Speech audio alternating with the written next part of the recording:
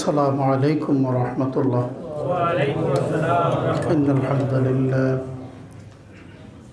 الحمد لله الذي هدانا إلى صراط المستقيم وهدانا بالنبينا الكريم ونعوذ بالله من شرور أنفسنا ومن سيئات أعمالنا. من يهد الله فلا مضل له ومن يضلل فلا هادي له.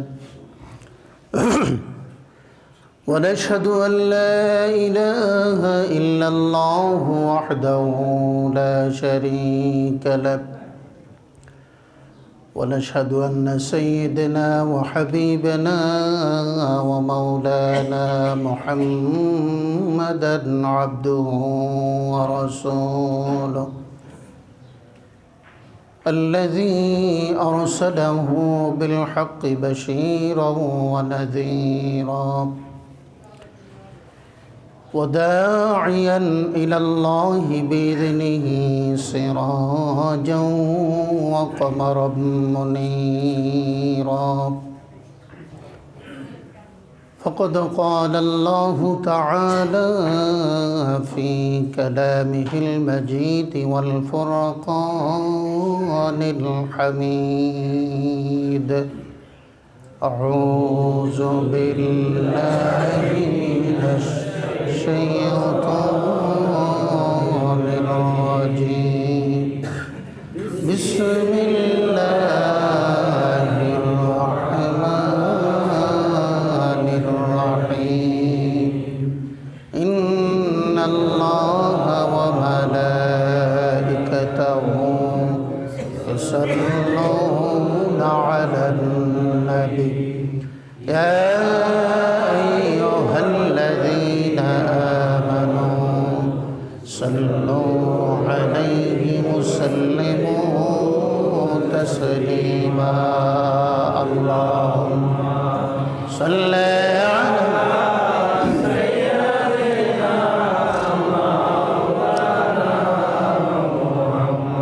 وعلى آل سيدنا مولانا محمد. اللهم صل على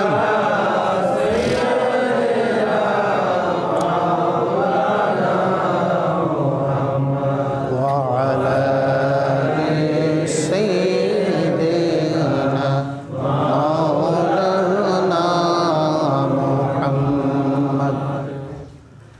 সমস্ত প্রশংসা আল্লাহ তাআলার জন্য, যিনি আজকের জুমার দিনে নামাজকে আদায়ের লক্ষ্যে পৃথিবীর শ্রেষ্ঠ স্থান তারই ঘর মসজিদে সমবেত হয়ে তারই প্রিয় হাবিবের শানে মানে কয়েক মর্তবা দুরূদ শরীফ পড়ার তৌফিক দান করেছেন। সে আল্লাহ সুবহানাহু ওয়া তাআলার কাছে জবান খুলে মহব্বতে শুকরিয়া আদায় করি। সকল বলি আলহামদুলিল্লাহ। ইউসাব্বিতুল্লাহুল্লাযীনা আমানু বিল কওলিস সাবিতি ফিল হায়াতিদ দুনিয়া ওয়া ফিল আখির ওয়া ইউদিল্লুল্লাহুজ জালিমিন ওয়া ইয়াফআলু মা ইয়াশা। সূরা ইব্রাহিম আয়াত নাম্বার 27। এই আয়াতটি নাজিল হয়েছে কবর আযাব যে সত্য এই সম্পর্কে আল্লাহ তাআলা পৃথিবীবাসীকে জানানোর জন্য। কবর আযাব সত্য, কিন্তু আমরা দেখি না। আমরা তো অনেক কিছুই দেখি না, কিন্তু বাস্তব।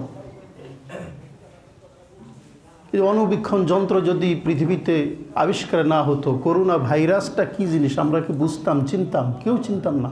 সকলে বলতাম যে জ্বর, ঠান্ডা, সর্দি, এইভাবেই মারা যাচ্ছে।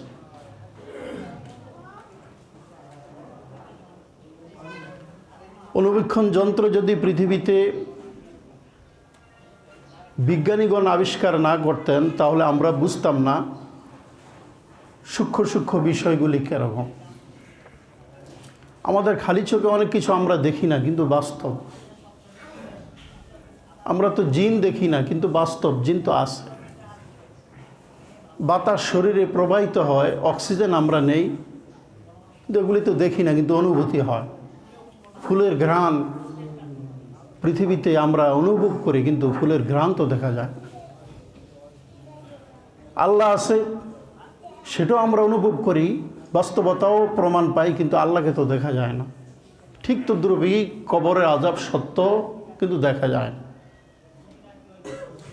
এটা সহজে বোঝার জন্য এটা উদাহরণ যথেষ্ট। আপনার বাড়িতে আপনি ঘুমিয়ে রয়েছেন, দিনের বেলায় অথবা রাত্রবেলায় আপনার বাড়িতে অন্যান্য ব্যক্তিরা কেউ ঘুমাচ্ছে না, শুধু আপনি ঘুমাইতেছেন। ঘুমের ভিতর আপনি স্বপ্নে দেখতেছেন শত্রুরা আপনাকে হামলা করতেছে, মারতেছে, কাটতেছে। আপনি চিৎকার মারতেছেন, বাবা রে, মা রে, বাঁচাও রে, গেলাম রে, মরলাম রে, শেষ হইলাম রে। তো কেউ আপনাকে সহযোগিতা করবে, আপনার চিৎকারও শুনতে পাচ্ছেন, অথচ সকলেই আপনার ঘরের ভিতর আপনার কাছেই বসা। এটা যেরকম বাস্তব, স্বপ্ন যেরকম সত্য, কষ্ট পান। স্বপ্নের ভিতরে কষ্টের কোনো কিছু দেখলে যেরকম কষ্ট হয়, কষ্ট পান, আবার কোনো কিছু আরামের কোনো কিছু দেখলে যেরকম আরাম পান, ঠিক তদ্রূপই কবরের জগৎটা সত্য। কবরবাসী বুঝতে পারে, আরাম পায় অথবা শাস্তি পায়, আশেপাশে কেউ টের পায় না। স্বপ্ন দিয়ে কবর আযাব বোঝাটা একদম সহজ। আল্লাহ তাআলা তো আয়াতে কারিমার ভিতরে বলেছেন, ইউসাব্বিতুল্লাহুল্লাযীনা আমানু বিল কওলিস সাবিত ফিল হায়াতিদ দুনিয়া ওয়া ফিল আখিরাহ। আল্লাহ তাআলা সুদৃঢ় রাখেন দুনিয়া এবং আখেরাতে যারা ঈমানদার, তাদের ঈমানের কারণে, আমলের কারণে দুনিয়া এবং আখেরাতে আল্লাহ তাআলা তাদেরকে হেফাজত রাখবেন এবং সুদৃঢ় করবেন আল্লাহ তাআলা। ওয়া ইউদিল্লুল্লাহুজ জালিমিন, এবং যারা জালেম তাদেরকে আল্লাহ তাআলা পথভ্রষ্ট করে দিবেন। ওয়া ইয়াফআলু মা ইয়াশা, আল্লাহ তাআলা যা খুশি তাই করতে পারেন তাদেরকে। আয়াতটি নাজিল হয়েছিল বিশ্বনবীর ছেলে হজরতে ইব্রাহিম বিন মুহাম্মদ তার শানে। বিশ্বনবীকে আল্লাহ তাআলা 4টি ছেলে দান করেছিলেন, তার ভিতরে মারিয়া কিপ্তিয়া নামক এক দাসীর ঘরে একটি ছেলে দান করেছেন, নাম রেখেছেন ইব্রাহিম। মাত্র 17 মাস বয়সে দুনিয়া থেকে বিদায় হয়ে চলে গেছে। বিশ্বনবীর মতো এত শোকাহত ব্যক্তি, এত কষ্ট পাওয়া ব্যক্তি পৃথিবীতে খুব কম আছে। পৃথিবীতে আসার আগেই বাবা নাই, বাবাকে হারিয়েছেন। ছোটবেলায় দাদা পালন করত, লালন পালন করত, মাও লালন পালন করত। মাও ইন্তেকাল করেছে, দাদাও ইন্তেকাল করেছে। অনেক কষ্টে আল্লাহ তাআলা বিশ্বনবীকে কষ্ট দিয়ে আল্লাহ তাআলা বড় করেছেন। আল্লাহর পক্ষ থেকে বিশেষ রহমত। ওয়াজাদাকা দাল্লান ফাহাদা, আল্লাহ বলেছেন আমার হাবিব আপনাকে আমি পথ হারা পেয়ে পথের সন্ধান দিয়েছি। আলাম ইয়াজিদকে ইয়াতীমান ফাআওয়া, আমি কি আপনাকে এতিম অবস্থায় পেয়ে আশ্রয় দেইনি? ছোটকালে থেকে কষ্ট করতে করতে করতে করতে বড় হয়েছেন। কষ্ট কি জিনিস, এতিমের দুঃখ দরদ কী জিনিস, অভাবে মানুষের কষ্ট কী জিনিস হাড়ে হাড়ে টের পেয়েছেন বিশ্বনবী নবী মুহাম্মদুর রাসূলুল্লাহ সাল্লাল্লাহু আলাইহি। এটা কেন করেছেন আল্লাহ? এই কারণে করেছেন যে এতিমের কষ্টটা যাতে করে বুঝতে পারেন, অভাবী মানুষের কষ্ট বুঝতে পারেন, অনাহারী মানুষের কষ্ট বুঝতে পারেন। সেজন্যই বিশ্বনবী বলেছেন, আল্লাহ দুনিয়ায় আতিনি মিসকিনান, মিসকিন অবস্থায়, গরিব অবস্থায় আমার জীবন যাপন করার ব্যবস্থা করে দিও। ওয়ামিতনি মিসকিনান, আল্লাহ গরিব মানুষের মতো মৃত্যুটা আমাকে দিও। ওয়াহশুরনি ফি যামারাতাল মাসাকিন, আল্লাহ কিয়ামতের দিন গরিবদের সহিত আমার হাসর নসিব করিও। গরিব দুঃখী মানুষের পক্ষে ছিলেন বিশ্বনবী। আবার যারা ধনী মানুষ, এদেরও মন খারাপ করার কোনো কারণ নাই। তাহলে কি আমাদের পক্ষে কোনো কিছু ছিলেন না? আপনাদের পক্ষেও ছিলেন, রাষ্ট্রপ্রধানও ছিলেন। সেই সময় বিশ্বনবী সাহাবীরা বলেন যে একটা জুব্বা উনি ক্রয় করেছেন যেটার মূল্য ছিল তৎকালীন 27টা ওটের মূল্যের সমান। শৌখিনতা কি জিনিস সেটাও দেখিয়েছেন, অভাবী মানুষের অবস্থান কি সেটাও করে গেছে। সকলের জন্য আদর্শ। লাকাদ কানা লাকুম ফি রাসূলিল্লাহি উসওয়াতুন হাসানাহ। আল্লাহ বলেছেন অবশ্যই তোমাদের রাসূলের জন্য তোমাদের সকলের, তোমাদের ক্ষেত্রে, তোমাদের রাসূলের ভিতরে সকলের ক্ষেত্রে উত্তম আদর্শ রয়েছে। রাসূলের জীবনের জন্য যা কিছু রয়েছে আমাদের জন্য উত্তম আদর্শ। অভাবী ছিলেন, অভাবকে চেয়ে নিয়েছেন, আবার শৌখিনতাও করেছেন। শৌখিন যারা হবে তার উম্মতের ভিতরে এদেরকে বুঝিয়েছেন যে শৌখিনতা আসলে কিভাবে অপচয় ছাড়া, কার্পণ্য ছাড়া জীবনযাপন করতে হয়, সেটাও শিখিয়েছে। কোনোটাই বাদ রাখেন নাই। তো আল্লাহ তাআলা একটা সন্তান দান করেছেন। সর্বশেষ 3টি ছেলেই ইন্তেকাল করেছে। নাম তার ইব্রাহিম। মারিয়া কিপ্তিয়ার ঘরে এই সন্তানটি আল্লাহ দান করেছিলেন। কাসেম, তৈয়ব, তাহের, বাকি 3 ছেলে ইন্তেকাল করেছে ছোট অবস্থায়। হাদিসের বর্ণনায় পাওয়া যায় যে রাসূল করিম সাল্লাল্লাহু আলাইহি সাল্লামের বড় ছেলে কাসেম 18 বছর পর্যন্ত হায়াত পেয়েছিল। 18 বছর বয়সে আল্লাহ তাআলা তাকে দুনিয়া থেকে বিদায় করে নিয়ে গেছে। কত কষ্ট, কত স্বপ্ন দেখেছিলেন এই সন্তানকে নিয়ে, যে সন্তান বড় হবে, বিবাহ শাদী করাবে, পুত্রবধূর মুখ দেখবেন, নাতি নাতনি আল্লাহ তাআলা যা দেওয়ার দিবেন, বৃদ্ধ বয়সে হাসি আনন্দ করবেন। আরে ভাইরা, আপনাদের বৃদ্ধ বয়সে নাতি নাতনি করে যে আনন্দ পান সেটাও তো বিশ্বনবীর একটা স্বপ্ন ছিল। উনিওকে তো আল্লাহ তাআলা আদম সন্তান হিসেবে পাঠিয়েছেন, ওনারও তো মন ছিল, তো আল্লাহ তাআলা তার আগেই নিয়ে গেলেন। কষ্ট কাকে বলে, কষ্ট শিখাইছেন দুনিয়ায়। পৃথিবীর কষ্টবাসী, কষ্ট যারা করে তাদেরকে বুঝাইতে চেয়েছেন বিশ্বনবীর মাধ্যমে যে কষ্টে থাকলে কিভাবে ধৈর্য ধারণ করতে হয়। 17 মাস বয়স বিশ্বনবীর সন্তান ইব্রাহিম। 3 সন্তান এক এক করে বিদায় হয়ে যখন চলে গেল, ছোট সন্তান ইব্রাহিমকে নিয়ে বিশ্বনবী অনেক স্বপ্ন দেখেছিলেন। আল্লাহ সেই স্বপ্ন পূরণ করতে দেন নাই। 17 মাস বয়স যখন, তখনই আল্লাহ তাআলা দুনিয়া থেকে তাকে বিদায় করে দিলেন। হযরত আবু বকর, হযরত ওমর বলেন, বিশ্বনবী আমাদেরকে সাথে নিয়ে তার কলিজার টুকরা ইব্রাহিমকে দেখার জন্য গেলেন। বিশ্বনবী মৃত সন্তানের চেহারা দেখে ধৈর্য ধারণ করতে পারেন নাই। 2 চোখের কোনা দিয়ে রহমতের পানি বের হয়ে গেল। বিশ্বনবী আসলেন, ইব্রাহিম সন্তানকে দেখে চোখের পানিগুলি ছেড়ে দিলেন। হযরত আবু বকর, হযরত ওমর রাদিয়াল্লাহু তাআলা আনহু বলেন, ইয়া রাসূলুল্লাহ, ইয়া হাবিবাল্লাহ, আপনি তো সন্তান মারা গেলে কাঁদতে নিষেধ করেছেন, অথচ আমরা দেখতে পাইতেছি আপনি নিজেই কাঁদতেছেন। বিশ্বনবী বললেন, আবু বকর, ওমর, আমি ওই ধরনের কাঁদতে নিষেধ করেছি, স্বজন মারা গেলে চিৎকার মেরে, আওয়াজ দিয়ে কান্নাকাটি করে, জমিনের উপর হাত মেরে আঘাত করে, মাথার উপর আঘাত করে, কাপড় চোপড় ছেড়ে ফেলে, এই ধরনের কাঁদতে আমি নবী নিষেধ করেছি।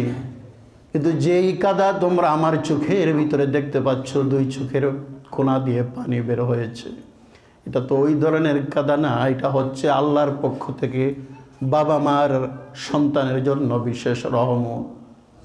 যেটা দেখতে পাচ্ছ আল্লাহর পক্ষ থেকে দেওয়া সন্তানের জন্য, এটা রহমতের বহিঃপ্রকাশ। এই কান্না আমি রাসূল তোমাদের জন্য নিষেধ করি নাই। বিশ্বনবী সাহাবীদেরকে বললেন, সাহাবীরা, আমার সন্তান ইব্রাহিমের দাফনের ব্যবস্থা করো, জান্নাতুল বাকিতে তার দাফনের ব্যবস্থা হবে। ছোট 2 মাসের থেকে শুরু করে বিশ্বনবী সন্তানকে দিয়েছিলেন একজন ধাত্রীর কাছে। সেই সময়ের রেওয়াজ অনুযায়ী দুধ পান করানো হতো। বিশ্বনবী মাঝে মাঝে যাইতেন, অনেক আদর করতেন। ছোট 17 মাস বাচ্চাকে সাহাবীরা বিশ্বনবীর নির্দেশ অনুযায়ী কাফন পরিয়ে জান্নাতুল বাকিতে যখন নিয়ে গেল, শত শত সাহাবী বিশ্বনবীর সন্তানের জানাজায় শরীক হয়েছে। বিশ্বনবী কবরে নিজেই নামলেন। নামার পর সন্তানকে লক্ষ্য করে বললেন, কুল ইয়া বুনাইয়া আল্লাহু রাব্বি ওয়া রাসূলু আবি। এতটুকুন বললেন। ছোট সন্তানকে কবরে নামিয়ে বিশ্বনবী সন্তানের চেহারার দিকে তাকিয়ে বললেন, বাবা, কেউ যদি তোমাকে কবরে প্রশ্ন করে বলবা আমার রব হলো আমার আল্লাহ আর আমার নবী হলো আমার বাবা মুহাম্মদুর রাসূলুল্লাহ। ছোট বাচ্চাকে শিখিয়ে দিলেন। 17 মাসের বাচ্চা কি কথা বলতে পারে? ফাবাকা ওমর বাকান শাদীদান ওয়া বাকা আসহাবুহু। হাদিসের ভিতরে এসেছে, এই দৃশ্য দেখে হযরত ওমর রাদিয়াল্লাহু তাআলা আনহু বিকট আওয়াজ দিয়ে কান্না শুরু করে দিলেন। তার দৃশ্য দেখে যত সাহাবী ছিল কেউ থেমে থাকতে পারে না, সকলে উচ্চ আওয়াজ দিয়ে কান্না শুরু করে দিল। পিছনে ফিরে বিশ্বনবী বললেন, মা ইয়াবকিকা ইয়া ওমর, ওমর তুমি কাঁদতেছো কেন? হযরত ওমর বলেন, ইয়া রাসূলুল্লাহ ইয়া হাবিবাল্লাহ, এই কারণে কাঁদতেছি, ছোট একটি বাচ্চা মাত্র 17 মাস বয়স, এখনো দুনিয়ার আগুন পানি কিছুই চিনে না, এখনো তার আমলনামা জারি হয় নাই। ও বিশ্বনবী, এত লোকন ছোট্ট বাচ্চাকে কবরে রেখে তাকে তালিম দেওয়ার মতো আপনার মতো নবীরও প্রয়োজন হয়ে গেল। আমি ওমরের কত বয়স, আমি অ্যাডাল্ট মানুষ, ভালো মন্দ কত কিছু বুঝি। আমার বালেগ অবস্থা থেকে শুরু করে এই পর্যন্ত যতদিন আল্লাহ বাঁচিয়ে রাখেন ততদিন পর্যন্ত দুনিয়ার কত সুখ না নেয়ামত আমি ভোগ করব, কত ভালো মন্দ করব। যেদিন আল্লাহ দুনিয়ায় থেকে আমাকে বিদায় করে নেবেন, আমি সেই জন্য কাঁদতেছি, ওই কবরে আমাকে তালকিন দেওয়ার মতো কে থাকবে? আমার কি অবস্থা হবে? ইয়া রাসূলুল্লাহ ইয়া হাবিবাল্লাহ, কি জবাব দিব সেদিন কবরের ভিতরে? সেজন্য আমি ওমর কাঁদতেছি। বিশ্বনবী দেখলেন ওমরের কথা তো যথাযুক্ত, এর ভিতরে যথাযথভাবে যথেষ্ট বাস্তবতা রয়েছে। বিশ্বনবী হযরত ওমরের প্রশ্নের জবাবে আর কিছুই বললেন না। সাহাবীরা কাঁদতেছেন, হযরত ওমর কাঁদতেছেন। বিশ্বনবী এই দৃশ্য দেখে নিজেও ঠিক থাকতে পারলেন না। বিশ্বনবীর 2 চোখের কোণা দিয়ে পানি ঝরে ঝরে পড়তেছে। ফানাজালা জিব্রাইল, ঠিক এমত অবস্থায় হযরত জিব্রাইল এসে হাজির। জিব্রাইল বলেন, ইয়া রাসূলুল্লাহ ইয়া হাবিবাল্লাহ, আল্লাহ পাঠিয়েছেন এটা জানার জন্য ওমর কেন কাঁদে, সাহাবীরা কেন কাঁদে, আপনি কেন কাঁদেন? বিশ্বনবী বললেন, আল্লাহ তো ভালো করে জানে, তার উপর আল্লাহ যখন শুনতে চেয়েছেন। জিব্রাইল আমি বলি, আমার সন্তান ইব্রাহিমকে আমি কবরের সওয়াল জবাব কি হতে পারে সেজন্য একটা ধারণা দিয়েছি। আমার সন্তানকে বলেছে, বাবা কুল আল্লাহু রাব্বি ওয়া রাসূলু আবি, কবরে যদি কোনো কেউ প্রশ্ন করে বলবা আমার রব হলো আল্লাহ এবং আমার রসুল হলেন আমার বাবা মুহাম্মদুর রাসূলুল্লাহ। ওমর কাঁদতেছেন, ওমরের কি অবস্থা হবে কবরে? সাহাবীরা কাঁদতেছেন, তাদেরও কি অবস্থা হবে কবরে? সেদিন তো আমি রসুলের পক্ষে সম্ভব হবে না সকলের কবরে নেবে নেবে এই কথাগুলি শিখিয়ে দেওয়া। কবর আযাব তো সত্য, কি করা যাবে? তাদের কি অবস্থা হবে? সেজন্য আমিও কাঁদতেছি, তারাও কাঁদতেছে। জিবরাইল আলাইহিস সালাম আবার উপরে চলে গেলেন। কিছুক্ষণ পর হযরতে জিবরাইল আলাইহিস সালাম এসে সূরা ইব্রাহিমের 27 নং আয়াত নাজিল করে বললেন, আল্লাহ বলেছেন যারা ঈমান আনবে, আমল করবে, আমলের উপর টিকে থাকবে, আল্লাহ তাআলা তাদের ঈমান আমলের বদৌলতে কবর এবং পরকাল আল্লাহ তাআলা শান্তি দিবে। কোনো টেনশন নাই, চিন্তা নাই, যদি ঈমান থাকে আর আমল থাকে, দুইটা জিনিস ধরে রাখতে হবে। ওয়াবুদ রব্বাকা হাত্তা ইয়াতিয়াকাল ইয়াকিন, আল্লাহ বলেছেন তোমার রবের ইবাদত করো মৃত্যু পর্যন্ত। মৃত্যু পর্যন্ত ইবাদত করতে হবে। করলাম ছাড়লাম, ধরলাম ছাড়লাম না। নামাজ 5 ওয়াক্ত পড়লাম, 1 সপ্তাহ বা 1 মাস 6 মাস আবার ছেড়ে দিলাম না। রোজা করলাম বছরে 1 বার বা 2 বার 10 বছর, এরপর ছাড়লাম না।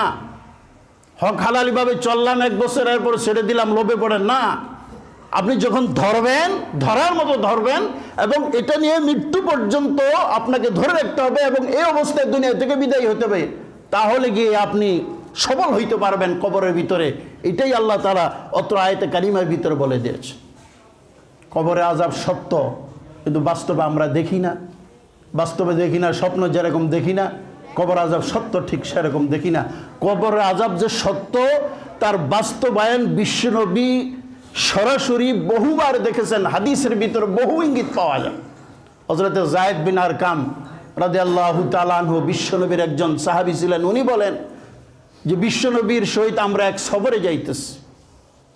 তো বনি নাজ্জার গোত্রের একটা খেজুর বাগানের ওয়ালের কাছে দিয়ে আমরা যাইতেছিলাম। বিশ্বনবী তখন খচ্চর উপরে আরোহী অবস্থায় ছিলেন এবং আরো কয়েকজন সাহাবী আমরা ছিলাম। হঠাৎ করে বিশ্বনবীর খচ্চরটা লাফ দেওয়া শুরু করলো। বিশ্বনবী খচ্চর উপর থেকে নেমে গেলেন, সাহাবীদেরকে প্রশ্ন করলেন, সাহাবীরা এখানে কি কোনো কবর আছে?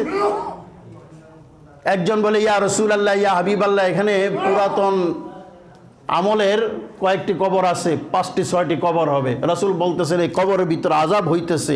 এই আযাবের দৃশ্য আমি নবী মুহাম্মদুর রাসূলুল্লাহ সাল্লাল্লাহু আলাইহি সাল্লাম দেখতে পেয়েছি এবং আমার খচ্চরও এই আযাবের দৃশ্য দেখতে পেয়ে অস্থির হয়ে লাফালাফি শুরু করে দিয়েছে। তারা বলল, ইয়া রাসূলুল্লাহ, ইয়া হাবিবাল্লাহ, 5টি 6টি ইহুদিদের কবর, জাহিলি যুগে তারা ইন্তেকাল করেছিল। রাসূল বলেছেন কবরে ইহুদিদেরকে আযাব দেওয়া হচ্ছে। কবরে কি কি ধরনের আযাব দেওয়া হবে? বিশ্বনবী বলেছেন যদি আমল না নিয়ে যায়, যদি বদ আমল থাকে, আল্লাহওয়ালা যদি না হয়ে কবরে যায় কেউ, তাহলে কয়েক ধরনের শাস্তি দেওয়া হবে। প্রথম শাস্তি হচ্ছে বিশ্বনবী 2 হাত এভাবে হাতের ফাঁকা আঙ্গুলের জায়গায় 10টি আঙ্গুল এভাবে ঢুকিয়ে দেখাইলেন। সাহাবীরা এভাবে চাপ দিয়ে দেখাইলেন, যদি আল্লাহওয়ালা আমলদার না হয়ে কবরে যায়, যদি ফাসিক গুনাহগার ব্যক্তি কবরের ভিতরে যায়, তাহলে তার অবস্থা হবে এইভাবে 2 সাইডের মাটি এইভাবে তাকে চাপ দিবে। ডাইন সাইডের হাড়গুলি বাম সাইডে চলে যাবে, বাম সাইডের হাড্ডিগুলি ডাইন সাইডে চলে যাবে। বিশ্বনবী বলেছেন এমন জোরে চাপ মারবে, দাফন করার পর কবরের ভিতরে চুল রাখা পরিমাণ ফাঁকা জায়গা থাকবে না। এক ধরনের শাস্তি। দ্বিতীয় আরেক ধরনের শাস্তি হচ্ছে মুনকার নাকির সওয়াল জবাব করার পর একজন ফেরেশতা আসবে। বিশ্বনবী বলেছেন সে হবে অন্ধ ও আসম্য। অন্ধ হবে এবং বোবা হবে। অন্ধ হবে, বোবা হবে, বধির হবে, কানেও শুনবে না, চোখেও দেখবে না, মুখ দিয়েও কিছু বলতে পারবে না। এরকম সমস্যা বিশিষ্ট একজন ফেরেশতা একটা হাতুড়ি নিয়ে উপস্থিত হবে। রাসূল বলেছেন এই হাতুড়িটার ওজন এত বেশি হবে যে পৃথিবীতে যত জিন ইনসান আছে সকলে মিলে শত চেষ্টা করে ওইটা জমিন থেকে উপরে উঠাইতে পারবে না। সাইজে যতটুকুনই থাকবে, কিন্তু এটার ওয়েটটা এত বেশি হবে। এই ফেরেশতা এসে তখন ওই ব্যক্তিকে আঘাত করতে থাকবে, মাথার উপর আঘাত করবে। বিশ্বনবী বলেছেন আঘাত করার সাথে সাথে পুরা দেহটা তার চূর্ণ বিচূর্ণ হয়ে ধূলিসাৎ হয়ে যাবে, মাটির অনেক তলদেশে চলে যাবে, আবার টেনে উঠানো হবে হাত্তা ইলা ইয়াউমিল কিয়ামা, কিয়ামত পর্যন্ত শাস্তি তাকে দেওয়া হবে। দ্বিতীয় শাস্তি। তৃতীয় আরেকজনের শাস্তি হচ্ছে 99টি সাপ দেওয়া হবে। এক এক সাপ এত বিষধর, রাসূল বলেছেন যদি ওই সাপের একটি পৃথিবীতে শ্বাস প্রশ্বাস ফেলাইতো আর এই সুযোগ যদি আল্লাহ দিতেন তাহলে পৃথিবীতে কোনো উদ্ভিদ জন্মাইতো না, যা থাকতো সব পুড়ে ছাই হয়ে যাইতো, শেষ হয়ে যাইতো, কেউ বাঁচতে পারত না। বিষধর সাপ একটা সাপে দংশন করলে 40 বছর পর্যন্ত তার ব্যথা শরীরের ভিতরে অনুভূতি হইতে থাকবে। এই সাপের শাস্তি, এরপর কবরের চাপের শাস্তি, এরপর হাতুড়ির শাস্তি, নানান ধরনের শাস্তি তাকে দেওয়া হবে। আরেক ধরনের শাস্তি হচ্ছে কবরের ভিতরে একটি সুড়ঙ্গ তৈরি করে দেওয়া হবে জাহান্নামের সহিত। সুড়ঙ্গ, এক জায়গা থেকে আরেক জায়গায় সুড়ঙ্গ তৈরি করে বিভিন্ন জায়গা থেকে পানি নিয়ে আসা হয়। মনে করেন একটা নদীর সহিত একটা সুড়ঙ্গ তৈরি করলেন আপনার একটা কুয়ায়, ওই সুড়ঙ্গ দিয়ে পানি আসবে নদী থেকে, যেরকম এটা সহজে বোঝা যায়, ঠিক তদ্রূপই জাহান্নামের থেকে আল্লাহ তাআলা তার কবর একটা সুড়ঙ্গ তৈরি করে দিবেন। ওইখান থেকে আগুনের সে উত্তপ্ত সে ভাব তার কবরের ভিতরে আসতে থাকবে, কবরটা আগুনের দলার মতো লাল হয়ে যাবে এবং কবরের ভিতর সে জাহান্নামের শাস্তি ভোগ করতে থাকবে কিয়ামত পর্যন্ত, যদি ঈমান আমল নিয়ে না যাওয়া হয়। আর যদি ঈমানদার হয়ে যান তাহলে কি সুবিধা দেখেন, ঈমানদার আমল নিয়ে যদি যান, শুধু ঈমান না আমল নিয়ে যদি যান তাহলে কবরের ভিতরে কি সুবিধা, কয়েকটা সুবিধা আছে। প্রথমত, যখন ইন্তেকাল করবেন, ইন্তেকাল করার সাথে সাথে আকাশ কাঁপতে থাকে, জমিনের ওই জায়গায় কাঁপতে থাকে যেই জায়গায় সে দুনিয়ায় নামাজ পড়েছিল, ওই জায়গাগুলি আল্লাহ তাআলার কাছে কাঁপতে থাকে, যদিও একবার কোথাও ওই জায়গায় দাঁড়িয়ে 2 রাকাত অন্তত নামাজ পড়েছে। পৃথিবীতে বিভিন্ন জায়গায় আপনাকে যাইতে হয়, বিভিন্ন মসজিদে নামাজ পড়তে হয়, ঘরে নামাজ পড়েন, আত্মীয় স্বজনের বাড়িতে বেড়াইতে যান, ওখানে নামাজ পড়েন, অর্থাৎ আপনি নামাজি ছিলেন। আপনি পৃথিবীতে যত জায়গায় নামাজ পড়েছিলেন আপনার জীবদ্দশায়, আপনার মৃত্যুর পর ওই জায়গাগুলি আল্লাহ তাআলার কাছে কাঁদতে থাকে আর শাফায়াত করতে থাকে, আল্লাহ এই বান্দাকে তুমি মাফ করে দাও।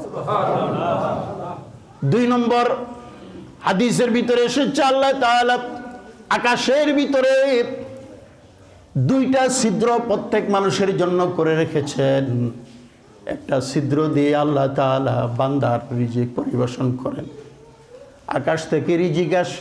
ওয়াফিস সামাই রিজকুকুম ওয়া মা তুআদুন, সূরা জারিয়াতের 22 নম্বর আয়াতের ভিতরে আল্লাহ বলেছেন, ও আমার বান্দারা, আকাশে তোমাদের রিজিক, জমিনে না। জমিন থেকে আমি আল্লাহ তাআলা রিজিক বের করি, কিন্তু আকাশ থেকে আমি আল্লাহ তাআলা বন্টন করি। যেমন পিয়ন, বিকাশের এজেন্ট আপনাকে টাকা দেয়, তার ক্ষমতা নাই আপনাকে টাকা দেওয়ার, আপনার প্রেরিত ব্যক্তি টাকা পাঠায় বিদায় আপনি ক্যাশ আউট করতে পারেন, তখন টাকা দেয়। নতুবা বিকাশের এজেন্টের বাবার ক্ষমতা নাই এবং সে দিব না, আপনাকে 1 টাকা কেন দিতে যাবে। ঠিক তদ্রূপই জমিনের কোনো ক্ষমতা নাই ফসল দেওয়ার। আল্লাহ তাআলা জমিনকে ইশারা করেন, আকাশ থেকে আল্লাহ তাআলা রিজিক বন্টন করেন। জমিনকে আল্লাহ তাআলা বলে দেন এই পরিমাণ রিজিক তুমি তাকে বরাদ্দ করবা। এটার পিছনে আল্লাহ তাআলা একজন ফেরেশতা মোতায়েন করেন, রিজিকের ফেরেশতা।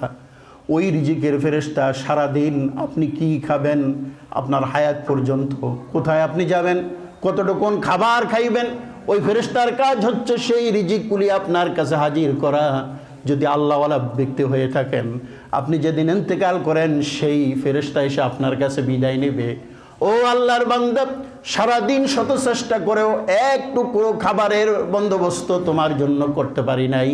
এতদিন আমি করেছিলাম, চেষ্টা করেছিলাম, ব্যবস্থা হয়েছে, আজকে করতে পারি নাই। তার মানে এটা প্রমাণিত হয়ে গেল তোমার হায়াত শেষ হয়ে গিয়েছে।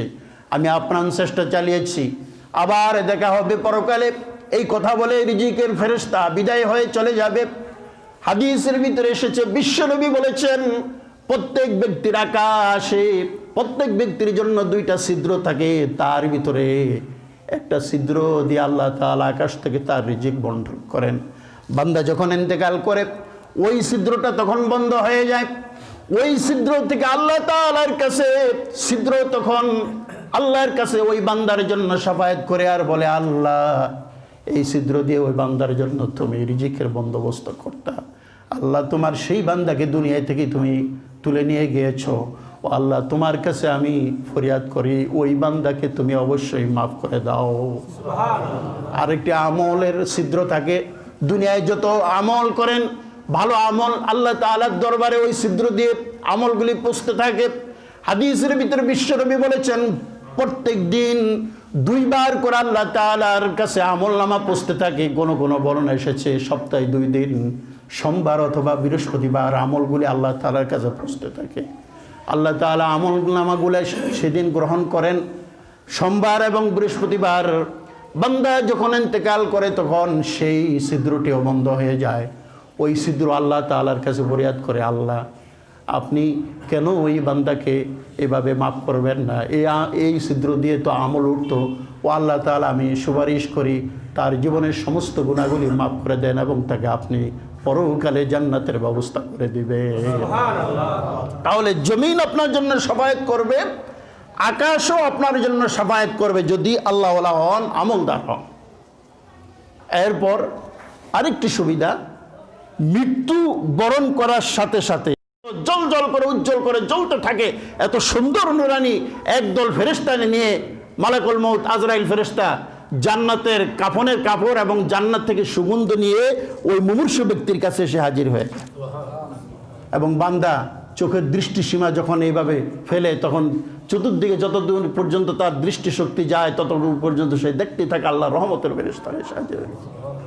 মালাকুল মউত আজরাইল ফেরেশতা তার মাথার কাছে বসে বলে, ও আল্লাহর বান্দা, আল্লাহর সন্তুষ্টির দিকে এবং ক্ষমার দিকে তুমি বের হয়ে আসো, ও রুহু, পবিত্র রুহু বের হয়ে আসো।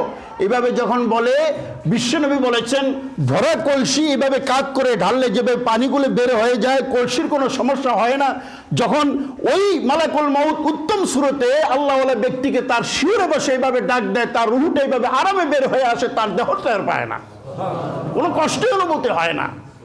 তখন যখন বের হয়ে আসে, বের হয়ে আসার সাথে সাথে ওই বেহেশতি সেই কাপড়ের সৈতটাকে রুহুটাকে পেঁচানো হয় এবং সুগন্ধি ছড়িয়ে দেওয়া হয়। সুগন্ধি এবার বের হতে থাকে। এভাবে এক হাত করে আরেক হাত এভাবে ফেরেশতারা হাত বদল করে করে প্রথম আকাশে গিয়ে উপস্থিত হয়। প্রথম আকাশে গিয়ে যখন উপস্থিত হয়, প্রথম আকাশের ফেরেশতারা জিজ্ঞাসা করে কার রুহু? বলে অমকের ছেলে অমক। তখন বলে এত সুগন্ধি, যাও আকাশের দরজা খুলে দেওয়া হলো। প্রথম আকাশের দরজা যখন খুলে দেওয়া হবে, এরপর উপরে উঠতে থাকবে দ্বিতীয় আকাশ, তৃতীয় আকাশ, চতুর্থ, পঞ্চম, ষষ্ঠ, সপ্তম, এরপর সিদরাতুল মুনতাহা পর্যন্ত গিয়ে হাজির হয়। ফেরেশতারা তখন বলে যে আল্লাহ, তোমার অমক বান্দার রুহু, অমকের ছেলে অমক আমরা কবজ করে নিয়ে এসেছি তোমার অর্ডারে। আল্লাহ তখন বলেন যে আমার বান্দার রুহুটাকে ছেড়ে দাও। আমার বান্দার রুহু দুনিয়া আমার ইবাদত করত। হাদিসের ভিতরে বিশ্বনবী বলেছেন আল্লাহওয়ালা নামাজি ব্যক্তির রুহু যখন ছেড়ে দেওয়া হবে তখন সিদরাতুল মুনতাহা আল্লাহ তাআলার কুদরতি পায়ের সামনে ওই রুহুটা তখন সিজদায় পড়ে যাবে। যার যে অভ্যাস, সে অভ্যাস সে বহিঃপ্রকাশ করবে মৃত্যুর পর। আল্লাহ তাআলা তখন বলবেন, আমার সন্তুষ্ট চিত্ত রুহু, তুমি দুনিয়ার বুকে তোমার দেহ তোমাকে ভালো কাজ করিয়েছে, সুতরাং তোমার উপর আমি সন্তুষ্ট। যাও জান্নাতে সাময়িক সময়ের জন্য তোমাকে থাকার ব্যবস্থা করলাম। জান্নাতে সাময়িক সময়ের জন্য তাকে দেওয়া হয় তার লাশ কবরে রাখা পর্যন্ত। তখন যখন কবরে তাকে কবরস্থ করা হয়, কবরস্থ করার আগেই তার রুহুটাকে এইভাবে স্থাপন করা হয়। হাদিসের ভিতরে এসেছে যে মুনকার নকির কবরে যখন ঢুকানো হয়, মুনকার নকির সোয়াল জবাব করে, তার আগে একজন ফেরেশতা রুহুটা নিয়ে হাজির হয়। তার জানাজার নামাজের স্থানে একজন ফেরেশতা তার রুহুটা নিয়ে দাঁড়িয়ে থাকে এবং ওই জানাজার স্থানে তার পক্ষে বিপক্ষে কে কি বলে, কেউ কার প্রশংসা করে অথবা তার বদনাম করে, দুনিয়ায় যেই কাজ করেছিল ওটা যখন বলে তখন এই ফেরেশতা রুহুটাকে লক্ষ্য করে বলে, দেখো দুনিয়ায় ভালো কাজ করেছিল, আজকে তোমার প্রশংসা করতেছে, তুমি ভালো মানুষই ছিল।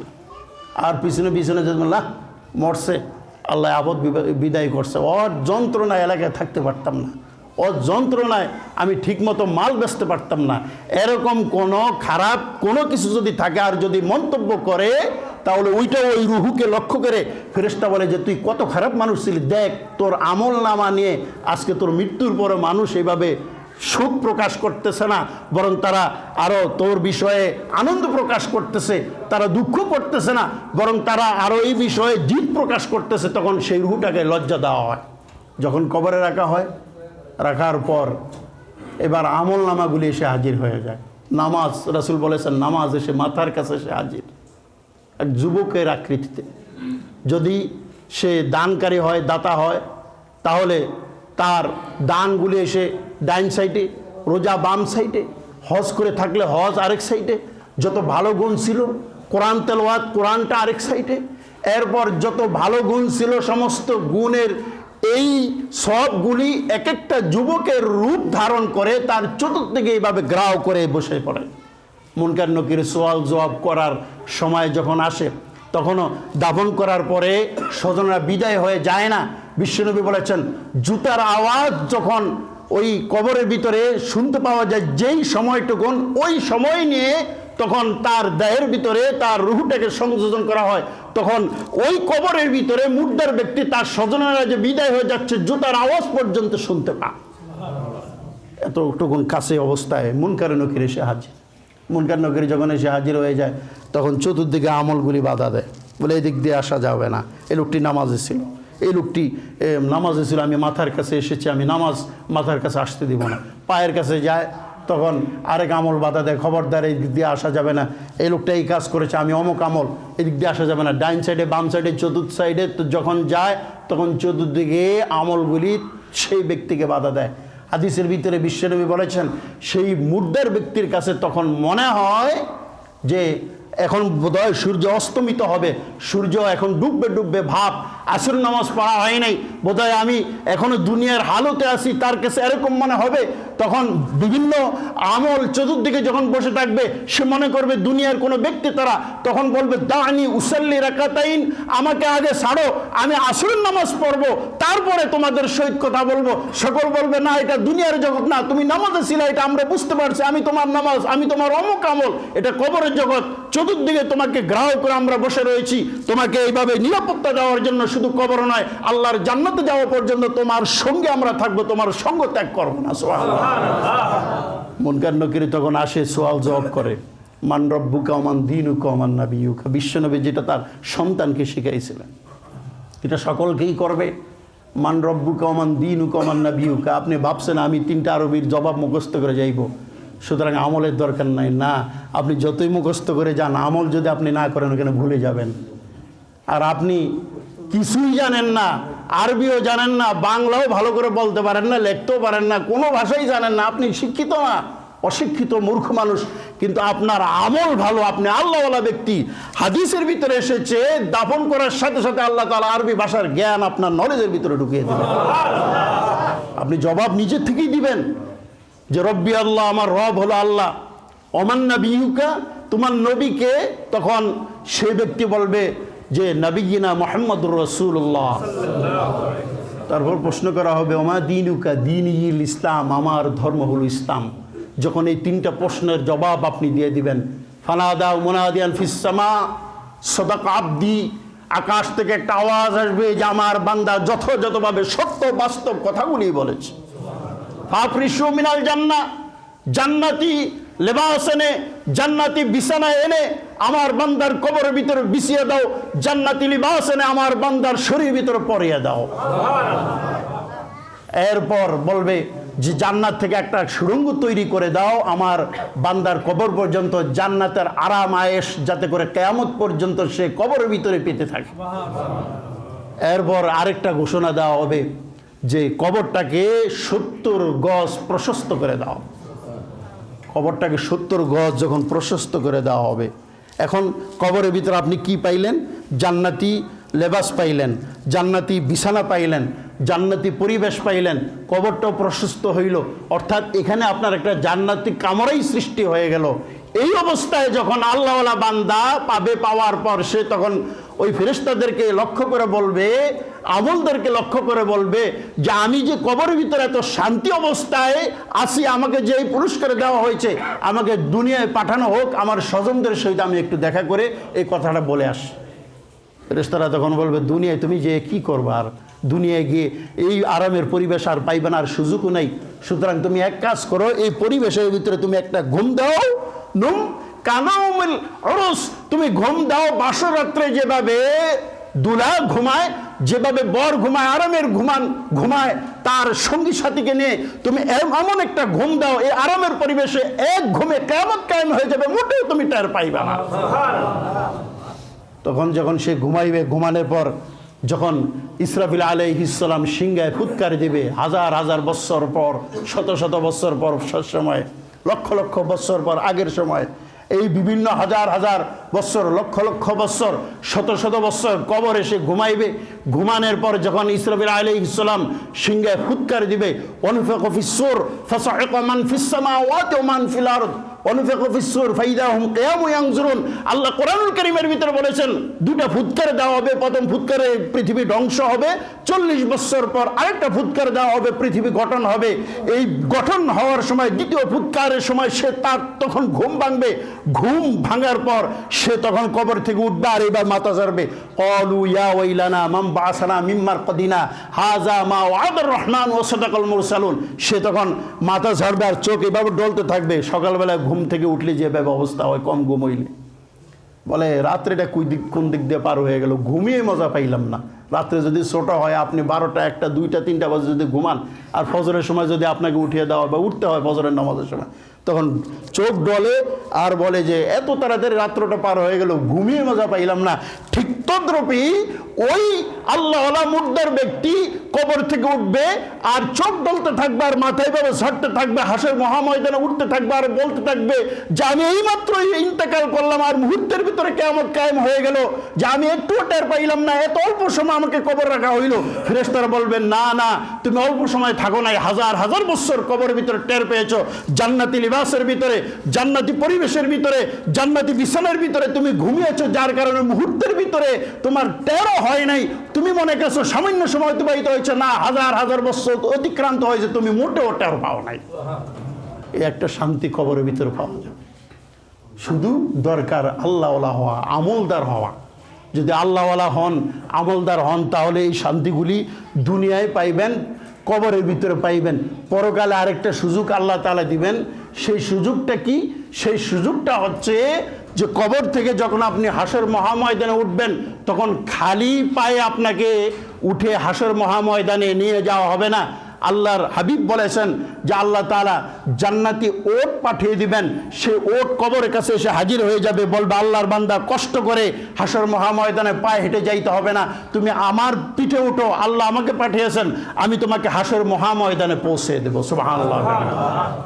বিশ্বনবী সেজন্য বলেছেন, সাহাবীরা, একটা শিশু বাচ্চা মায়ের পেট থেকে দুনিয়ায় আসার সময় কান্নাকাটি করে, ওয়াও ওয়াও বলে কান্নাকাটি করে, ওয়াও ওয়াও করে কান্নাকাটি করে। সে তখন মনে করে যে মায়ের পেটে যে আনন্দ ছিলাম, যে শান্তিতে ছিলাম, সে শান্তিটা এখন আর বোধহয় পাবো না, আর পাইতেছেও না। বিশাল বড়, এত বড় জগৎ, এই জগতের ভিতরে আমার না আছে কোনো রক্ষা, না আছে কোনো আত্মীয় স্বজন, না আছে কোনো এখানে সরবরাহের ব্যবস্থা, না আছে কোনো খাবারের ব্যবস্থা, আমার কোনো কিছুর এখানে ব্যবস্থা নেই। এই ধারণায় সে তখন ওয়াও ওয়াও বলে কান্নাকাটি করে। একটু পরে মা যখন দুধ পান করে আর আত্মীয় স্বজন যখন আদর করে, সোহাগ করে, তখন সে মায়ের পেটের ওই অবস্থানে কথাটা ভুলে যায়, তখন সে আরামে ঘুমাইতে থাকে। ঠিক তদ্রূপই দুনিয়ার থেকে যারা ইন্তেকাল করবে, পরজগৎকে তারা ভয় করবে যে জগৎটা আসলে কিরকম। যদি আমল নিয়ে যাওয়া হয় আর যখন কবরের ভিতরে সেই লিবাসগুলি পায়, এই আদরগুলি পায়, এই আমোদগুলি পায়, তখন দুনিয়া ভুলে যাবে। এক পর্যায়ে সে দুনিয়ায় মনে করবে যে দুনিয়াটা তো এটা কিছুই না, আমার জগৎ তো এইটাই, এতদিন আমি ঘুমিয়েছিলাম, এখন আমার জাগ্রত অবস্থা হয়ে গিয়েছে। এই পরকাল জগৎকে জাগ্রত জগৎ মনে করবে, আর দুনিয়া জগৎ তার কাছে ঘুমের জগৎ বলে মনে হবে। এত ছোট জগৎ পৃথিবীটা ভাইরা, এই অল্প জগতে পরকালে বিশাল জগতের জন্য আমাদেরকে গুছিয়ে নিতে হবে। অল্প সময়ে আমাদের পরকালের জগৎকে সাজিয়ে নিতে হবে। একটু চেষ্টা, একটু মন থাকতে হবে, একটু চেষ্টার মন, আর কিছু না। চেষ্টার মন, চেষ্টা হলো আমি আমলদার হব, মন হলো আমি খারাপ কাজ ছেড়ে দিব। এই দুইটা জিনিস যদি আপনার ভিতরে থাকে, তাহলে দেখবেন আমল করতে পারেন। আমল না করে গেলে কোনো কবরের ভিতরে শান্তি নাই, পরকালে শান্তি নাই। প্রত্যেক জায়গায় আপনি ধরা খাইবেন, প্রত্যেক জায়গায় আপনাকে এইভাবে আযাবের ব্যবস্থা করা হবে।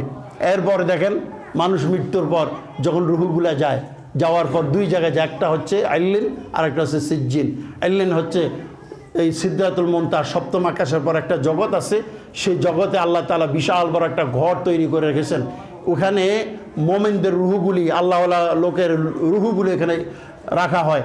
আর সিজ্জিন হচ্ছে 7 তবক জমিনের তলদেশে একটা জেলখানার মতো আল্লাহ স্থাপন করে রেখেছেন। এখানে পাপিষ্ট ব্যক্তিদের রুহগুলি রাখা হয়, গুনাহগারদের রুহগুলি রাখা হয়। মানুষ যখন এন্তেকাল করে, এন্তেকাল করার পর যদি সে আমলদার হয়, ভালো লোক হয়, তখন আইলিন মাকামে তার রুহুটা চলে যায়।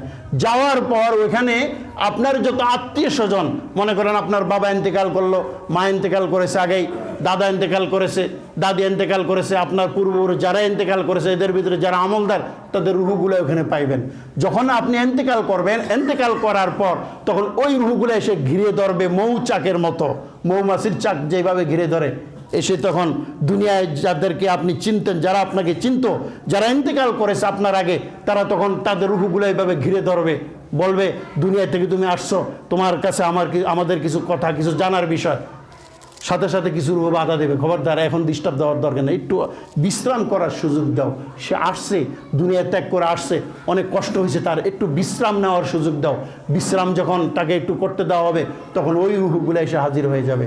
আপনার বাবা, আপনার দাদা, আপনার নানা নানি, আপনার মা, আপনার দাদি, আপনার আত্মীয় স্বজন যারা আপনার আগে ইন্তেকাল করেছিল, এরা যদি ফরেজগার হয়, আল্লাহওয়ালা হয়, এরা যদি ভালো আমলদার হয়, তাদের রুহগুলো ওখানে সাক্ষাৎ হবে। সাক্ষাৎ হওয়ার পর তখন তারা জিজ্ঞাসা করবে যে দুনিয়ায় তো তুমি ছিলা, এখন আসলা, আমার অমুক আত্মীয় বা তোমার অমুক আত্মীয় দুনিয়ায় কী অবস্থা আছে, তখন তার খোঁজ খবরে নেওয়া শুরু করে। বিদেশ থেকে কেউ সফরে দেশে আসলে যেভাবে আত্মীয় স্বজন চতুর্দিক থেকে গ্রাহ করে জিজ্ঞাসা করে কোথায় এতদিন কীরকম ছিলা, কী অবস্থায় ছিলা, বিভিন্নভাবে জিজ্ঞাসা করে। কোনো লোকের আবার অন্য আত্মীয় যদি ওরকম ওই জায়গায় তার কাছে থাকে, তার ব্যাপারে যেরকম জিজ্ঞাসা করে, ঠিক তদ্রুপই মুর্দার ব্যক্তি যখন আল্লাহওয়ালা হয়ে তার রুহুটা আইলিন মাকামে যায়, তখন অন্যান্য আত্মীয় স্বজনগুলো এভাবে তাকে জিজ্ঞাসা করে যে কী অবস্থা আছো, তারা কী অবস্থা আছে। যদি ভালো অবস্থায় দুনিয়ায় থাকে, ভালো আমলদার হয়, তখন তারা খুশি হয়। আর যদি খারাপ আমলদার হয়, দুনিয়ায় যদি ভালো অবস্থায় তারা না থাকে, যদি বদকার হয়ে থাকে, তখন তারা আফসোস করে এবং আল্লাহ তাআলার কাছে হেদায়েত কামনা করে। সুতরাং রুহুগুলোর মিলন হচ্ছে পরকালের আইলিন মাকামে যদি ভালো আমলদার হয়, আর খারাপ আমলদার হইলে সিজ্জিন মাকামে। এরকম কাউকে প্রশ্ন করা হবে যে আমার অমুক আত্মীয় কী অবস্থা, তখন সে বলবে অমুক আত্মীয় তো আমার 10 বছর আগে ইন্তেকাল করছে। বলে আরে সে তো আসে নাই, তাহলে মনে হয় সিজ্জিন মাকামে তার রুহুটাকে নিয়ে যাওয়া হয়েছে তার অপরাধের কারণে। তখন সেই রুহুটাও আফসোস করতে থাকে, এই রুহুটাও ছটফট করতে থাকে, আমার আত্মীয় স্বজন, অন্যান্য আত্মীয় স্বজন যারা আমলদার ছিল তারা কোথায় গেল, যারা বদ আমলদার তাদের সাথে এখানে দেখা হচ্ছে, এখানে কষ্টে আছি। তখন আফসোস করতে থাকে, কাঁদতে থাকে। ভাইরা, জগৎটা কী জিনিস এন্তেকালের পরে টের পাওয়া যাবে। বিশ্বনবী সেই জন্য বলেছেন দুনিয়ার জগৎটা হচ্ছে তোমাদের ঘুমন্ত জগৎ, যখন তোমরা ইন্তেকাল করবা তখন তোমরা জেগে যাবা, তোমাদের আসল জগৎ তখন শুরু হয়ে যাবে। সে আসল জগৎ পরকালের জগৎ। এই পরকালের জগতে শান্তিতে থাকার জন্য দুনিয়া আমল করতে হবে, আমলের কোনো বিকল্প নাই। আরেকজন কি করেছে, কে নামাজ পড়ে না, সেটা আপনার দেখার দরকার নেই, আপনারটা কি করতেছে সেটা আপনি দেখবেন। আরেকজন ঘুষ খাইতেছে, সুদ খাইতেছে, সেও জানে যে হারাম, তার জবাব সে দেবে। আপনি ঠিক আছেন কিনা এটা আপনারটা দেখেন। আরেক লোক ভালো না, এইভাবে সে দুর্নীতি করে, বিল্ডিং করে, এটা করে, সেটা করে, আপনি ঠিক আছেন কিনা আপনারটা আপনি দেখেন। আপনার আমল নিয়ে আপনি যাবেন, তার আমল নিয়ে সে যাবে। প্রত্যেকের জবাব প্রত্যেকেই দিতে হবে। নিজে ঠিক, সব ঠিক হয়ে যাবে। সুতরাং আল্লাহ তাআলা আমাদেরকে আমলদার হয়ে ইমান নিয়ে, আমল নিয়ে দুনিয়া থেকে বিদায় হওয়ার তৌফিক দান করুন, আমিন।